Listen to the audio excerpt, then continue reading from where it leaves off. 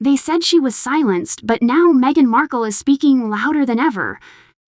From glossy Bloomberg interviews to a polished Netflix trailer, Meghan's new season of With Love, Meghan promises raw authenticity, openness, and a so-called fresh start.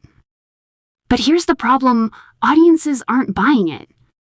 Instead of applause, her relatable Duchess brand is colliding with skepticism, contradictions, and some very tough competition in the headlines. While Taylor Swift and Travis Kelce dominate the cultural conversation with romance and star power, Meghan's rollout is being met with raised eyebrows, viral criticism, and even mockery. Is this a carefully crafted comeback or just another misstep in a long string of PR gambles? In this video, we'll break down Meghan Markle's big media, push her Bloomberg interview, her Netflix trailer, and why critics are calling her out. We'll compare her strategy to other celebrities, spotlight the inconsistencies, and reveal the theories about what Netflix might really be planning next. This is your channel for truth over spin. Stay with us because what we uncover might just change how you see Meghan's latest authentic chapter. To understand the latest wave of headlines, we need to rewind. Meghan Markle has been trying to reinvent her public image ever since stepping back from royal duties in 2020. She and Prince Harry's explosive Oprah interview, their Spotify podcast deal, and the Netflix docuseries all framed her as a woman silenced by the monarchy, fighting to reclaim her voice. Now the Duchess is doubling down.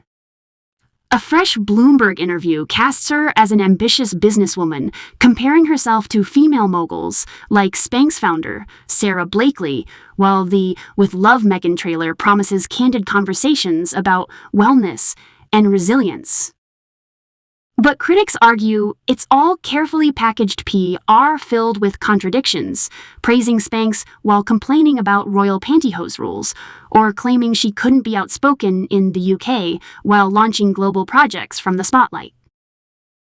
Why does this matter now? Because Meghan is trying to compete in a media space where authenticity isn't just marketed, it's tested daily by audiences who want proof, not slogans. And with Taylor Swift and Travis Kelce dominating attention, Meghan's rollout feels like it's fighting an uphill battle. What do you think? Can Meghan ever convince the public she's truly authentic? Here's the heart of the controversy. Meghan Markle is selling authenticity, but her rollout is being read as anything but authentic. Take her Bloomberg interview. Meghan positioned herself alongside powerful female entrepreneurs, praising innovators like Sarah Blakely of Spanx. She painted herself as a woman breaking boundaries, a voice for others who feel unheard. Yet, in the same breath, critics noticed she recycled her familiar grievance, complaining about being forced to wear pantyhose as a royal. To many, that contradiction sounded tone-deaf. How can you praise one woman for shaping an empire around bodywear while simultaneously positioning stockings as a symbol of oppression? Then came the With Love Meghan Season 2 trailer. Glossy visuals. Soft music. A promise of real conversations about vulnerability, resilience, and womanhood. But the internet quickly pounced.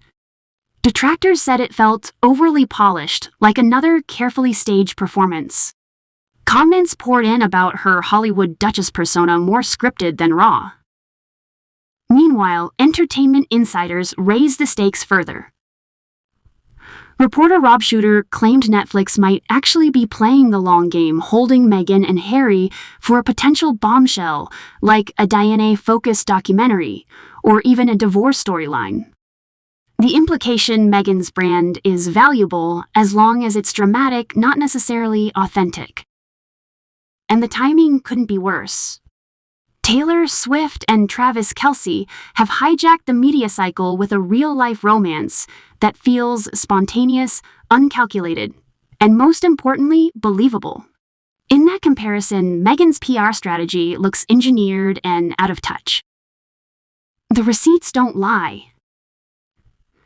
Meghan insists she was silenced in the UK, Yet she starred in a primetime Oprah interview and inked multi-million-dollar deals.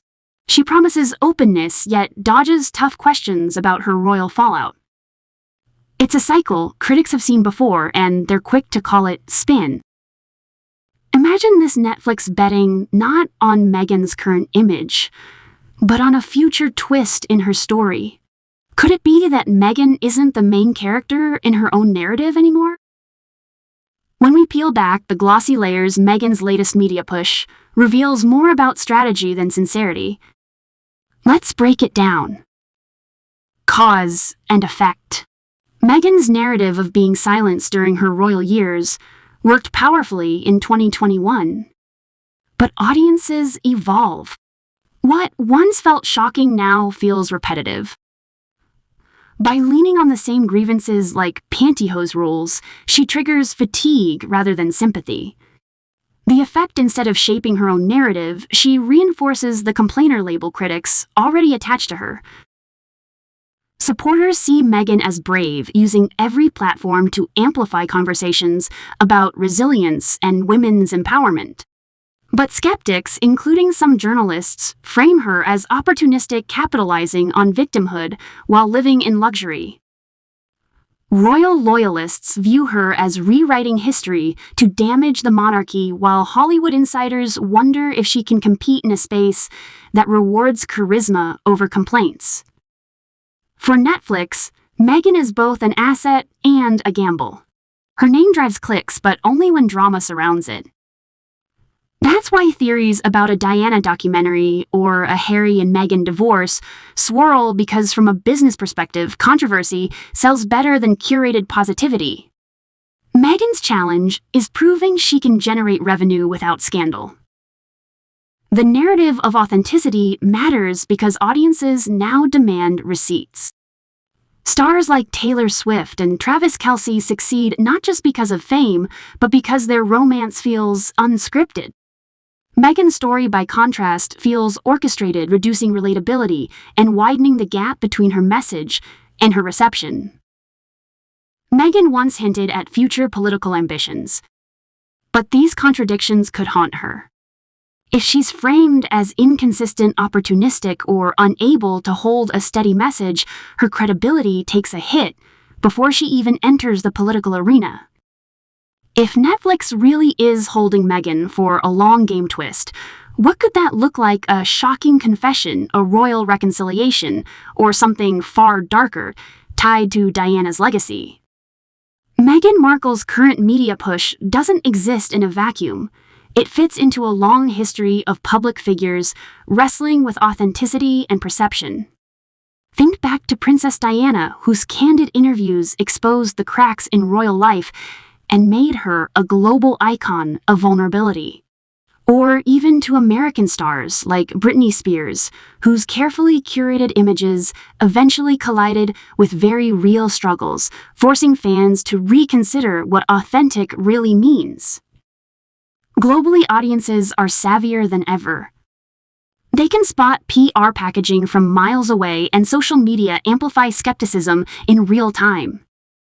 In regions where royalty still commands respect, Meghan's complaints are seen as insults. In the U.S., where celebrity relatability is currency, her contradictions undercut her brand. The cultural implication: Meghan is competing in a world where truth isn't just told, it's demanded instantly across platforms without filters. And when her story feels polished rather than raw, the public punishes her with indifference or backlash. Could it be that Meghan's biggest battle isn't against the royal family at all, but against a global audience that no longer trusts her? So here's where we land. Meghan Markle is pushing hard to reclaim her narrative through interviews, trailers, and a renewed promise of authenticity. But instead of applause, she's facing skepticism. The pantyhose complaints, the polished visuals, the contradictions between silenced duchess and global dealmaker, they all feed into a growing sense that Meghan's story feels scripted rather than sincere. My take: Meghan's problem isn't lack of opportunity, it's that she underestimates how sharp today's audiences are. In a world where Taylor Swift and Travis Kelce can dominate headlines with what feels like genuine romance, Meghan's PR-heavy approach feels old school, even hollow. And if Netflix really is holding her for a long game twist, then Meghan may not be in control of her own story anymore. But what do you think? Can Meghan ever convince the world she's authentic, or has she already lost that battle? Let us know in the comments. We'd love to hear your thoughts. Don't forget to subscribe for more breakdowns of the stories behind the spin. And stick around because in our next video, we'll dive into how Netflix is quietly reshaping celebrity storytelling itself. Join the thousands already following our series for unfiltered takes.